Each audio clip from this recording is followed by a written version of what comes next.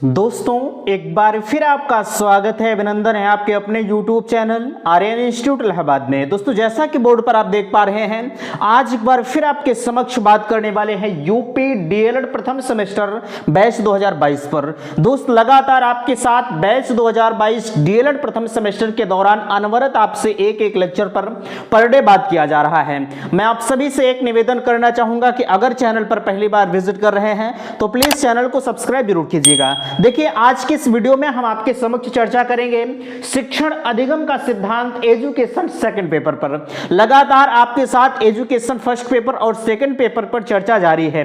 हम आपसे कहना चाहेंगे अगर आपको एजुकेशन फर्स्ट पेपर और सेकंड पेपर में आपको कहीं भी किसी भी प्रकार की समस्या हो रही है तो बिल्कुल बेधड़क आप अपने आप को, आप सभी के लिए कमेंट सेशन खुला है, आप वहां पर जाकर कमेंट करिए। हम आपकी जितनी भी समस्याएं होती हैं नेक्स्ट अगले वीडियो में उस समस्या का समाधान करने का प्रयास करेंगे। देखिए आपसे कहा जा रहा है कि शिक्षण अधिगम के सिद्धांत एजुकेशन सेकंड पेपर पर आज हम चर्चा कर रहे हैं। चैप्टर का नाम है शिक्षण की नवीन विधाएं, जिसमें हम आपके समक्ष ऑलरेडी पार्ट 1 दे चुके हैं। एक वीडियो पार्ट जो है शिक्षण की नवीन विधाएं पर एक वीडियो आपके समक्ष जा चुका है। आज उसी के क्रम में पार्ट 2 आपके बीच में जा रहा है। मैं निवेदन आपसे करूंगा, आप एक कार्य नहीं कर रहे हैं, आप वीडियो को शेयर नहीं कर रहे हैं। विनम्र निवेदन है आप सभी से कि वीडियो को शेयर करें, क्योंकि हमने आपसे कहा है विद्या कभी एक रखी नहीं जाती है, आप एक दूसरों के पास पहुंचाने का प्रयास करें ताकि और भी लोग इस लेक्चर से जो है जानकार हो पाएं और अपनी पढ़ाई को और बेहतर बना पाएं। देखिए नीचे लिखा जा रहा है सभी सब्जेक्ट के हस्तलिखित नोट्स मात्र 150 रुपए में उपलब्ध। बिल्कुल हमने इसके पहले भी आप सभी को बताया है कि डीएलएड प्रथम सेमेस्टर की जितने भी नोट्स आप सभी को जो है प्रथम सेमेस्टर के दौरान जो भी बुकें आपकी बन रही हैं सभी की नोट्स आप सभी के लिए 150 रुपए में उपलब्ध है। अगर आप लेना चाहते हैं तो लिंक आपके डिस्क्रिप्शन बॉक्स में दी गई है, वहां से जाकर डायरेक्टली आप उस नोट्स को प्राप्त कर सकते हैं। हमने आज इस वीडियो में जो चर्चा कर रहे हैं आप लोगों के समक्ष इसकी नोट्स हम आप सभी के लिए टेलीग्राम चैनल पर कल ही प्रोवाइड कर देते हैं। देखिए जो लेक्चर आप लोगों के बीच में जाता है सबसे पहले उसकी नोट्स आप सभी के बीच में जाती है। क्यों? क्योंकि नोट्स पहले आप उसको पढ़े रहते हैं, जब आपको क्लासें यहां से प्रोवाइड की जाती हैं वीडियोस के माध्यम से तो आप अपनी पढ़ाई को और बेहतर बना पाते हैं। उम्मीद करते हैं कि आप सभी को अच्छा लग रहा है। नीचे आप देख पा रहे हैं नोट्स संबंधी समस्या समाधान के लिए बिल्कुल आप इस नंबरों पर संपर्क कर सकते हैं 9452331053 पर। बेधड़क आप अपने आप को व्हाट्सएप मैसेज कोशिश ये कीजिएगा, क्योंकि कॉल्स आप सभी के रिसीव नहीं हो पाते, कॉल आप सभी के बहुत ज्यादा आते हैं। इस वजह से मैं आप सभी से कहना चाहूंगा कोशिश ये करिएगा कि आप अपने व्हाट्सएप से इस पर जो है मैसेज डाल दीजिएगा। समय रहते हुए आप सभी के मैसेज का रिप्लाई दिया जाता है। बहरहाल उम्मीद करते हैं कि आप सभी को सारी चीजें समझ में आई हैं। आज का लेक्चर आपके बीच में जा रहा है शिक्षण की नवीन विधाएं, जिसमें पार्ट 1 आप लोगों के बीच में जा रहा है, पार्ट 2 की शुरुआत इस वीडियो से किया जा रहा है। तो चलिए हम आपको सीधे तौर पर ले चलते हैं अपने मोबाइल के स्क्रीन पर, जहां से सारी चीजें आप सभी को खुद ब खुद नजर आती हैं। तो दोस्तों अब हम आ चुके हैं अपने मोबाइल की स्क्रीन पर, जहां से देख पा रहे हैं सबसे ऊपर लिखा जा रहा है रुचिपूर्ण शिक्षण मीन्स इंटरेस्टिंग टीचिंग। ठीक है, अगर हम बात करें रुचिपूर्ण शिक्षण की, आप इस वर्ड से ही समझ पा रहे हैं कि आखिरकार रुचिपूर्ण शिक्षण क्या हो सकता है। ठीक है, जैसे हम आपको एजुकेशन सेकंड पेपर पर चर्चा आपसे कर रहे हैं, अगर इसमें आपकी रुचियां नहीं लग पा रही, ठीक है, एजुकेशन पढ़ने में अगर आपकी रुचियां नहीं तो कहीं ना कहीं यह जो रुचिपूर्ण शिक्षण है यह इसके तहत कार्य नहीं करेगा। यानी कहा जाए किसी चीज को पढ़ने में जब आपकी रुचियां लगती हैं या किसी चीज के शिक्षण के दौरान जब आपकी रुचियां लगती हैं तो वही आपकी इंटरेस्टिंग टीचिंग मींस रुचिपूर्ण शिक्षण कहलाता है। इसके आगे आप देखिए लिखा जा रहा है यह बालक को शिक्षा देने हेतु आकर्षण एवं बाल केंद्रित शिक्षा प्रणाली है। वही रूप यह एक समयबद्ध कार्यक्रम है। इसमें बालक के आनंददायक कार्यक्रम एवं मित्र रहित आत्मीय व्यवहार है। इसके अंतर्गत बालक को गीतों, खेलों, कहानियों आदि के माध्यम से शिक्षा प्रदान की जाती है। यानी इसमें कहा जा रहा है आपसे बालक को गीतों, खेलों, अच्छा इससे क्यों बालक को शिक्षा दी जाती है? क्योंकि आप सभी को पता है एक छोटा सा बालक है, अगर डायरेक्टली आप उसे किसी टॉपिक पर लेके चले जाएंगे बेटा तुम्हें ये पढ़ना है तो संभवतः हमें लगता है कि वो नहीं पढ़ेगा। लेकिन आप पहले उसे खेल खेल में, जैसे आपको क पढ़ाना है, पहले उसे खेल खेल में बेटा एक डंडा खींचो, डंडा खींचने के बाद यहाँ एक गोला लगाओ, गोले के बाद यहाँ एक ऐसे खींच दो, ऊपर एक पाई ऐसे खींच दो। अगर इस तरीके से आप उसे समझा रहे हैं तो जाहिर सी बात है वो समझ जाएगा। लेकिन अगर कहेंगे बेटा आप ऐसे ऐसे बना दो, ठीक है, तो संभवतः हमें लगता है कि वो नहीं समझ पाएगा। कहीं ना कहीं यह चीज़ें रुचिपूर्ण नहीं है। आपने कहा बेटा एक डंडा खींचो, बच्चा बड़े शौक से खींचेगा। फिर कहेगा इसके बगल में एक गोला कर दो, जैसे ही आपने कहा गोला कर दो, बच्चा तुरंत गोला करेगा। और गोला करने के बाद आप कहेंगे ऐसे खींच दो, वो सारी चीज़ें करता हुआ चला जाएगा, क्योंकि यह करने में उसे रुचि है। ठीक है, यह करने में उसे रुचि है। जब आप सीधे करेंगे बेटा इसे बना दो, यह करने में रुचि नहीं है। तो कहीं ना कहीं रुचिपूर्ण शिक्षण के बारे में आप समझ गए। ठीक है, रुचिपूर्ण शिक्षण के उद्देश्य क्या हो सकते हैं? देखिए आपसे कहा जा रहा है रुचिपूर्ण शिक्षण के उद्देश्य बालकों के, जिसमें आपसे पहला कहा जा रहा है बालकों के बाह्य एवं आंतरिक सौंदर्यीकरण करके उसे एक रुचिपूर्ण क्रिया केंद्र के रूप में विकसित करना है। आपसे कहा जा रहा है बालकों के बाह्य एवं आंतरिक सौंदर्यीकरण करके उसे एक रुचिपूर्ण क्रिया के केंद्र के रूप में विकसित करना है। दूसरा आपसे कहा जा रहा है कि केंद्र की एक मित्र एवं, ठीक है, सॉरी, शिक्षक के एक मित्र एवं सहयोगी के रूप में कल्पना करना। ठीक है, आपसे कहा जा रहा है कि रुचिपूर्ण शिक्षण में शिक्षक जो होता है उसे एक मित्र और एक सहयोगी के रूप में कल्पना करना चाहिए। जैसे आप अगर विद्यालय में जा रहे हैं, ठीक है, मैं मान लूँ कि आप एक टीचर हैं, वैसे भविष्य के आप टीचर तो हैं ही, मैं मान लिया कि आप एक टीचर हैं। जैसे ही आप क्लास में घुसे तैसे आप किसी बच्चे को 4 डंडा मार दें, ठीक है, तो कहीं ना कहीं आपसे वह बच्चा पढ़ने में कभी रुचि नहीं लेगा। ठीक है, आप उस बच्चे के साथ मित्रता पूर्वक व्यवहार करें। ठीक है, आप उससे प्यार दें, दुलार दें, तब जाके कोई बच्चा आपसे पढ़ने के लिए इंटरेस्टेड होगा। ठीक है, अगला आपसे कहा जा रहा है कि शिक्षा में ह्रास एवं अवरोध को रोकना। जाहिर सी बात है रुचिपूर्ण शिक्षण तभी आपका कायम हो पाएगा जब किसी भी बालक को आप पढ़ा रहे, पता लगा 5 घंटा लगातार बच्चे को आप क्लास में बैठाए रहें। ठीक है, तो कहीं ना कहीं यार दिमाग भी हमारा थक जाता है ना। वो तो एक छोटा सा बच्चा है, आप लगातार 4-5 घंटा किसी क्लास में बैठा दीजिए तो आप खुद बोर हो जाएंगे। बच्चा तो बच्चा ही होता है, जाहिर सी बात है, वह उसकी अगर खेलने कूदने की उम्र है तो 4 से 5 घंटा तो वो बैठ नहीं सकता है ना। तो यहाँ कहा जा रहा है शिक्षा में ह्रास एवं अवरोध को रोकना, ये सारी चीज़ें आपको रोकने की जरूरत है। नीचे चौथा आपसे कहा जा रहा है कि शिक्षकों की स्व प्रतिभा विकास का अवसर प्राप्त करना। किसी भी जब आप टीचिंग कार्य कर रहे हैं तो स्व प्रतिभा विकास का अवसर, किसी भी कार्य को करने के लिए बच्चे को हमेशा अवसर देना चाहिए। बेटा ये तुम कर जाओगे, ठीक है, अगर उसके साथ इस तरह का बिहेव आप कर रहे हैं तो कहीं ना कहीं एक बेहतर परिणाम तक आप जरूर पहुंचेंगे। ठीक है, समुदाय का सहयोग प्राप्त करना, आपके आसपास जो भी चीजें हैं अगर आपको सहयोग मिल पा रही हैं तो कहीं ना कहीं आपके लिए जो रुचिपूर्ण शिक्षण है वो और भी फायदेमंद होता रहेगा। ठीक है, चलिए अगला आपके बीच में आ रहा है, देखिए लिखा जा रहा है बहुकक्षा शिक्षण। बहुकक्षा शिक्षण ये क्या है? मल्टीपल टीचिंग, ठीक है, मल्टी क्लास टीचिंग ये क्या है? आपसे कहा जा रहा है इसके अंतर्गत देखिए, जैसे आपने पढ़ा रुचिपूर्ण शिक्षण किसी चीज के बारे में रुचि लेना, ठीक है, बहुकक्षा शिक्षण, इसके भी वर्ड से आप समझ पा रहे हैं बहुकक्षा शिक्षण क्या है। इसके अंतर्गत कहा जा रहा है बहुकक्षा शिक्षण पद्धति एक ऐसी व्यवस्था जिसमें एक अध्यापक एक कक्षा को न पढ़ाकर एक से अधिक कक्षा को पढ़ाता है। अधिकतर प्राथमिक विद्यालयों में शिक्षक की स्थिति अति दयनीय है।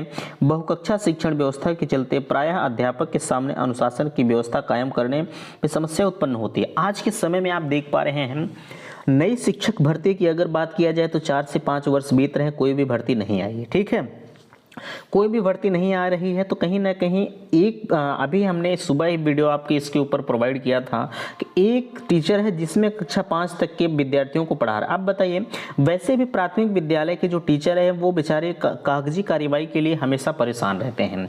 ठीक है, तो कहीं ना कहीं अब जिस विद्यालय में एक टीचर है अब वो अपनी कागजी कार्यवाही को पूर्ण करे कि एक बच्चे को पढ़ाए, यह उसके सामने कहीं ना कहीं चुनौती है।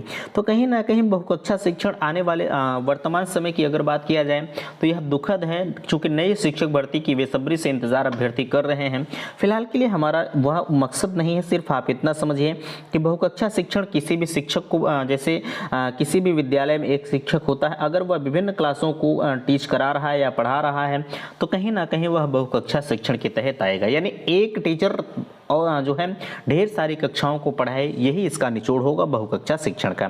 ठीक है, बहुकक्षा शिक्षण की समस्याएं क्या हो सकती हैं? अनुशासन में समस्या, ठीक है, अनुशासनहीनता बनी रहती है हमेशा। जाहिर सी बात है, अब अगर एक टीचर है वो 4-5 क्लास को देख रहा है तो जैसे ही एक क्लास से निकला जैसे पहले में एक में पढ़ा रहा, दो में पढ़ा रहा, तीन में पढ़ा रहा, ठीक है, तीनों में पढ़ा, जैसे ही इसमें से निकला इसमें गया तो इस यहाँ के बच्चे हमेशा अनुशासनहीनता करने लगेंगे, जैसे ही यहाँ गया तो यहाँ के बच्चे, अब दो क्लास डिस्टर्ब हुआ कि नहीं हुआ, यानी जिस क्लास में रहेगा वही क्लास उसके लिए दुरुस्त रहेगा, बाकी क्लासें हमेशा डिस्टर्ब होती रहेंगी, ठीक है। अगला आपसे कहा जा रहा है कक्षा को मॉनिटर पर निर्भर करना, कहीं ना कहीं कक्षा में जो एक मॉनिटर घोषित कर दिया जाता है कि बेटा तुम्हें इसका कार्यभार देखना है, कोई बदमाशी न करने पाए, ठीक है। तीसरा आपसे कहा जा रहा है कक्षा शिक्षण में उपस्थित सभी बच्चों को ध्यान नहीं रख पाते। बिल्कुल, अगर आप बहुकक्षा शिक्षण के दौरान कोई कार्य कर रहे हैं तो जाहिर सी बात है आप सभी बच्चों पर निगाह नहीं दे पाएंगे, ठीक है। अगला आपसे कहा जा रहा है उपस्थिति सभी बच्चों को ध्यान नहीं रख पाते, बिल्कुल ये तो हो गया। अध्यापक पर कार्य का भार बढ़ जाना, हमने आपसे बताया अभी कि तमाम तरह के कागजात तैयार करने होते हैं जिससे हमेशा अध्यापक पर भार बना रहता है। अब आपको पढ़ाए कि वह अपनी कागजी कार्यवाही पूरा करें, अब कागजी कार्यवाही अगर नहीं पूरा करता है तो ऊपर से अधिकारी उसके ऊपर गाज गिरेगी, और अगर आपको भी नहीं पढ़ा रहा है तब तो भाई समस्या वो तो है ही। यह चीज़ें विकट बनी हुई हैं, बहरहाल आने वाले समय में अब देखा जाएगा कैसे क्या करते हैं, लेकिन आप सिर्फ इतना पढ़िए, ठीक है। पांचवा कहा जा रहा है कक्षा कक्ष में संप्रेषण की प्रक्रिया स्थापित नहीं। संप्रेषण मीन्स आदान प्रदान, ठीक है। जैसे हम अपनी बात को आपके सामने रख रहे हैं और आप अपनी बात को हमारे सामने रख रहे हैं, जैसे एक कक्षा में अगर तीन चार क्लास के बच्चे बैठ जाएं तो पता लगा एक वाला पूछ रहा है, उसी में दो वाला पूछेगा, इसी में तीन वाला, और सब लोग इकट्ठे पूछने लगेंगे तो कहीं ना कहीं जो संप्रेषण की प्रक्रिया है वो स्थापित नहीं हो पाएगी, क्योंकि टीचर वो हर बच्चे को समझा नहीं पाएगा। वैसे समझाने वाली बात तो है नहीं, समझा पाएगा ऐसा नहीं है, लेकिन पता लगा कक्षा एक का पूछ रहा है उसी में दो का भी पूछने लगा, अब वो कक्षा एक को छोड़कर दो को बताएगा, फिर ये वाले डिस्टर्ब होते रहेंगे। ये सारी चीज़ें हमेशा होती रहती। कक्षा अध्यापक छात्रों को समझने में सफल नहीं हो पाते, बिल्कुल जाहिर सी बात है, बहुकक्षा शिक्षण के दौरान अध्यापक छात्रों को समझने में सफल नहीं हो पाते, ठीक है। अब बहुकक्षा शिक्षण की समस्या, आप इसका समाधान किस प्रकार से कर सकते हैं। पहला आपसे कहा जा रहा है कि शिक्षक द्वारा शिक्षण से पूर्ण ही योजना बना लेनी चाहिए। जैसे जब भी आप बहुकक्षा शिक्षण में कार्य करने जा रहे हैं, ठीक है, तो आपको सबसे पहला कार्य ये करना चाहिए कि पहले ही आप योजना बना लें, हमें क्लास में पहुंचते हैं इस तरह का बिहेव बच्चों के सामने करना है। अगर ये कर लेते हैं तो कहीं ना कहीं आप समस्याओं का समाधान कर लिया, ठीक है। दूसरा कहा जा रहा है कि अध्यापक की अनुपस्थिति में कक्षा की देखरेख के लिए मॉनिटर चुनाव करें। बिल्कुल, अगर आप कक्षा की देखरेख के लिए एक मॉनिटर का चुनाव कर देते हैं तो कहीं ना कहीं अनुशासन की समस्या जो है वो कायम रहेगी, ठीक है। अगला आपकी जो लिखा जा रहा है, छात्रों को कक्षा में पढ़ने व लिखने का समय प्रदान किया जाए। और लास्ट आपसे कहा जा रहा है कि शिक्षक जो है छात्रों को सांस्कृतिक आयोजन में भाग लेने के लिए प्रेरित करिए। ये सारी चीज़ें आपकी कक्षा जो है बहुकक्षा शिक्षण की समस्या का समाधान करने के लिए बताया गया है, ठीक है। अगला आपके बीच में आ रहा है निदानात्मक शिक्षण का अर्थ एवं परिभाषा। अभी तक आपने देखा रुचिपूर्ण शिक्षण और बहुकक्षा शिक्षण, ठीक है। अब आपके बीच में आ रहा है निदानात्मक शिक्षण का अर्थ एवं परिभाषा। निदानात्मक शिक्षण का अर्थ क्या है। आपसे कहा जा रहा है किसी भी विषय को पढ़ने, समझने एवं किसी भी क्रिया को क्रियान्वित करने में, ठीक है, किसी भी विषय को पढ़ने, समझने एवं किसी भी क्रिया को क्रियान्वित करने में बालक द्वारा प्रदर्शित, ठीक है, बालक द्वारा प्रदर्शित कमी या कमजोरी को भी कारण हो सकते हैं, ठीक है, कारण हो सकते हैं। अध्यापक का काम इसके लिए बालक को दंड देना नहीं बल्कि उसका पता लगाना भी है। इस कार्य को निदानात्मक शिक्षण की संज्ञा दी गई है। जैसे हमने आपसे कहा निदानात्मक शिक्षण, आप इस शब्द से ही परिचित हैं, अगर नहीं समझ पा रहे हैं तो समझने का प्रयास करें। जैसे किसी चीज का निदान करना, यही निदानात्मक शिक्षण है। जैसे आप क्लास में गए, कोई बच्चा उठा, कहा सर 5 और 2 और 5 को जोड़ दीजिए, कितना होगा, ठीक, आप कहें 7 होगा, लेकिन वही पहले बच्चा वो जोड़ के आया कि भैया 5 और 2 होगा वो 6 होगा, ठीक है। ये बालक करके आया, ये आप करके आए, तो पता लगा पहले जो बालक करके 5 और 2 6 करके आए, पहुंचते आप उसे 2 डंडा दे दीजिए, ठीक है। तो कहीं ना कहीं यह निदानात्मक शिक्षण यहाँ नहीं हुआ। आपने बताया कि बेटा आपने 5 और 2 को गलत किया है, ठीक है। 5 और 2 को अगर आप जोड़ रहे हैं तो यहाँ 7 होगा। यह अगर आप इस तरह का बिहेव बच्चों के सामने करते हैं तो यह आपका निदानात्मक शिक्षण होगा। मीन्स आप स्पष्ट तौर पर समझिएगा कि किसी भी बच्चे को अगर कोई समस्या हो रही है, अगर उस बच्चे की समस्या का समाधान आप कर दे रहे हैं तो वही आपका निदानात्मक शिक्षण होता है, ठीक है। इसकी कुछ परिभाषा आपके बीच में दी जा रही, गुण के अनुसार पहली परिभाषा दी गई है। देखिए इसमें कहा जा रहा है कि निदान का अर्थ अधिगम संबंधी कठिनाइयों और कमियों को स्वस्थ निर्धारण, ठीक है। यानी निदान का अर्थ क्या हो सकता है, अधिगम संबंधी कठिनाइयों और कमियों का स्वरूप का निर्धारण करना, यही आपका गुण के अनुसार परिभाषा। ठीक है, अब शिक्षा में पिछड़ेपन का कारण क्या हो सकता है? जैसे आज के समय में आपने देखा होगा कि बच्चे बहुत शिक्षा ग्रहण कर रहे हैं, लेकिन इसमें कुछ शिक्षा के क्षेत्र में जो पिछड़ जाते हैं उनके क्या कारण हो सकते हैं? देखिए, इनके मुख्यतः दो कारण होते हैं, एक आंतरिक कारण, एक बाह्य कारण। ठीक है, इंटरनल केसेस और एक्सटर्नल केसेस। अब इसका क्या मतलब है? शिक्षा में पिछड़ेपन, जैसे शिक्षा में पिछड़ेपन आज के समय में आपने देखा होगा, ये आदिवासी लोग हैं। ठीक है, ये सारे लोग जो है शिक्षा में अधिकतर अभी फिर भी देखा जाए तो ये पीछे होते हुए चले जा रहे हैं। ठीक है, जिसके पीछे कारण है, आप देखिए आंतरिक कारण क्या हो सकते हैं? इंटरनल केसेस में शारीरिक कारण, इसमें कम सुनना, हकलाना, जो है दृष्टि दोष, अस्वस्थता, शक्ति की कमी इत्यादि। ठीक है, अगर हम बात करें आपसे, जैसे कहा जा रहा है शारीरिक कारण, जैसे आप आंतरिक कारण आपका हो सकता है कम सुनना, जैसे अगर आप कम सुनते हैं तब भी आपको जो है समस्या है, हकलाते हैं तब भी समस्या है, दृष्टि दोष है, आप देख नहीं पा रहे हैं तब भी समस्या है, अस्वस्थ, आप हमेशा अपने आप को अस्वस्थ महसूस कर रहे हैं तब भी आपके लिए समस्या है। ठीक है, अगला आपके बीच में आ रहा है, देखिए शिक्षा में पिछड़ेपन का कारण आपके बीच में बताया जा रहा है। दूसरा आपसे कहा जा रहा है मानसिक कारण, बुद्धि की कमी। मानसिक कारण, जैसे अगर शिक्षा में तब भी आप पिछड़ सकते हैं, जैसे आपके पास माइंड ना हो, अब लोग कहते हैं यार उसके पास माइंड नहीं है, वो समझ नहीं पा रहा। ठीक है, तो वह भी कहीं ना कहीं शिक्षा में पिछड़ेपन का कारण है। रुचि का अभाव, बिल्कुल, अगर हम आपको यह चीज़ें पढ़ा रहे हैं, अगर हमारे पढ़ाने पर आप रुचि नहीं ले रहे हैं तो जाहिर सी बात है यह भी आपके शिक्षा में पिछड़ेपन का कारण है। हमने आपसे कहा अगर आपको नहीं समझ में आ रहा है तो बिल्कुल आप कमेंट करके मुझे बताइए, तभी हम आपकी समस्याओं को जान पाएंगे। ठीक है, आगे आपसे कहा जा रहा है संवेगात्मक तनाव, पता लगा आपको हमेशा गुस्सा कायम रहता है, पाएं हम किसी मार दें। ठीक है, ये सारी चीज़ें आपके मानसिक तनाव पर निर्भर करती हैं। क्रोधी, हमेशा आपको क्रोध बना है। और हीन भावना, हमने आपसे कहा है कि एक छोटे से बच्चे को कभी भी आपको मारना नहीं चाहिए, अगर आप उसे मार रहे हैं तो कहीं ना कहीं जो है उसके अंदर हीन भावना का विकास होता हुआ चला जाएगा।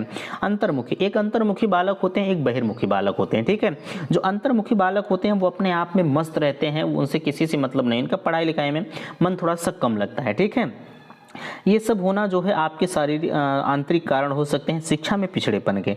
अगला आपसे कहा जा रहा है बाह्य कारण। ठीक है, बाह्य कारण में एक्सटर्नल केसेस में आपके हो सकते हैं। देखिए, सबसे पहला हो सकता है घरेलू कारण। घरेलू कारण में आपने देखा, इसमें लिखा जा रहा है घर में काम की अधिकता। जैसे सारी शिक्षा में आप तब भी पिछड़ सकते हैं, आपके माता पिता, आपके गार्जियंस हमेशा किसी न किसी काम में आपको भिड़ाए रहे। ठीक है, बेटा एक काम करके आए हो, ये तुम्हें करना है, कल फिर ये करके आए हो, फिर ये करना है, कहीं ना कहीं ये भी शिक्षा में जो है पिछड़ेपन का कारण हो सकता है। ठीक है, अगला सौतेली में, आज के समय में आपने देखा होगा कुछ ऐसी माँ हैं, बहरहाल हम सबकी बात नहीं कर रहे हैं, लेकिन आए दिन आपने देखा होगा न्यूज़पेपर इत्यादि में कि किसी की माँ ने ऐसा कर दिया, वैसा कर दिया।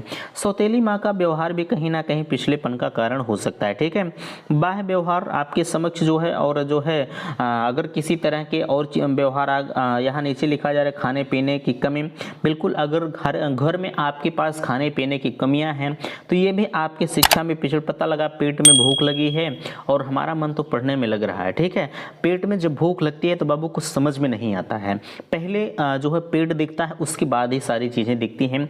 अगर इस तरह की कमियां हैं, पढ़ने की असुविधा, जैसे आपको अगर संसाधन नहीं मिल पा रहा है, जैसे हम ऑनलाइन क्लास आपके ले रहे हैं और आपके पास मोबाइल नहीं है, तो कहीं ना कहीं ये भी आपका घरेलू कारण हो सकता है शिक्षा में पिछड़ेपन का। ठीक है, अगला विद्यालयी कारण। इसमें विद्यालयी कारण के अंतर्गत आपसे कहा जा रहा है विद्यालय की दूषित वातावरण। जाहिर सी बात है आज के समय में देखा होगा आपने, विद्यालय का दूषित वातावरण हो जा रहा है, जहां पर बच्चे अधिकतर पिछड़ते हुए चले जा रहे हैं। साधन और असुविधाओं की कमी, जैसे अगर आपके पास कोई साधन नहीं है, साधन का मतलब गाड़ी मोटर की बात हम नहीं कर रहे हैं। ठीक है, विद्यालयी कारण, साधन जैसे विद्यालय में खेल कूद की सामग्री, पढ़ने लिखने की सामग्री इत्यादि चीज़ें अगर विद्यालय में नहीं, आए दिन आपने देखा होगा आपके विद्यालय में, जैसे हम एक अगर बड़े बच्चे की बात करें, ठीक है, आप छोटे बच्चे छोटे नहीं रह गए, बड़े बच्चों की अगर हम बात करें तो जैसे आप साइंस साइड से पढ़ रहे हैं, आपके विद्यालय में पता लगा लैब नहीं है, तो जाहिर सी बात है यह भी एक शिक्षा में पिछड़ेपन का कारण है। जिसके पास लैब है और जिसके पास लैब नहीं है, दोनों बच्चों में बड़ा अंतर होता है। ये बच्चे प्रैक्टिकल करके आए, आप प्रैक्टिकल नहीं किए हैं, तो कहीं ना कहीं आप इनसे हमेशा पीछे रहेंगे। ठीक है, तो यह भी विद्यालयी कारण हो सकता है। त्रुटिपूर्ण शिक्षण, शिक्षकों में असंतोष, दोष, ठीक है। जैसे अगर कोई चीज़ है, कोई शिक्षक आपको पढ़ा रहा है, वो हमेशा किसी चीज़ के बारे में त्रुटियां कर रहा है, तो वह भी कहीं ना कहीं एक विद्यालयी कारण के अंतर्गत आता है, शिक्षा में पिछड़ेपन का, ठीक है। लास्ट आपसे कहा जा रहा है सामाजिक कारण क्या हो सकता है। सामाजिक दुर्व्यवस्था, आज के समय में आपने देखा है कि कुछ ऐसी ही सामाजिक दुर्व्यवस्था हमेशा कायम रहती है, कहीं मारधार, कहीं कुछ इस तरह की चीज़ें होती रहती हैं, तो ये भी आपके सामाजिक कारण हो सकते हैं। बुरा पड़ोसी, बिल्कुल अगर आपके बीच में कहीं चोर उचक्के इस तरह के आसपास में अगर हैं, तो कहीं ना कहीं आपका भी माइंड कहीं ना कहीं घूमता रहता कि काश हम भी इस तरह के हो जाए। बहरहाल भैया, हम आपसे ये नहीं कह रहे हैं, ठीक है, अगर आप भविष्य के भावी शिक्षक हैं तो आपके मन में ये सारी चीज़ें नहीं आनी चाहिए, ठीक है। बुरी संगत के बारे में कुछ कहना नहीं है, का कर सकत कुसंग, ठीक है। ये सारी चीज़ें आप समझ पा रहे हैं। सुख सुविधाओं का अभाव, बिल्कुल अगर आपके पास सुख सुविधाओं का अभाव है, ठीक है, अगर आपको समय से कोई चीज़ें नहीं मिल पा रही हैं, तो कहीं ना कहीं आपके अंदर हीन भावना आएगी, और यह भी आपके एक सामाजिक कारण के अंतर्गत आएगी, शिक्षा में पिछड़ेपन का, ठीक है। उम्मीद करते हैं कि बातें आपको समझ में आई होंगी। अगर आपको कहीं समस्या लग रही है तो बिल्कुल आप बेधड़क अपने जो है कमेंट बॉक्स में जाइएगा, कमेंट करके मुझे ज़रूर बताइएगा। अगर वीडियो पसंद आया होगा तब भी आप अपना फीडबैक अवश्य दीजिएगा, ठीक है। वीडियो को लाइक कीजिएगा, शेयर कीजिएगा और चैनल को सब्सक्राइब कीजिएगा। वीडियो समाप्त करते हैं। थैंक्स, धन्यवाद।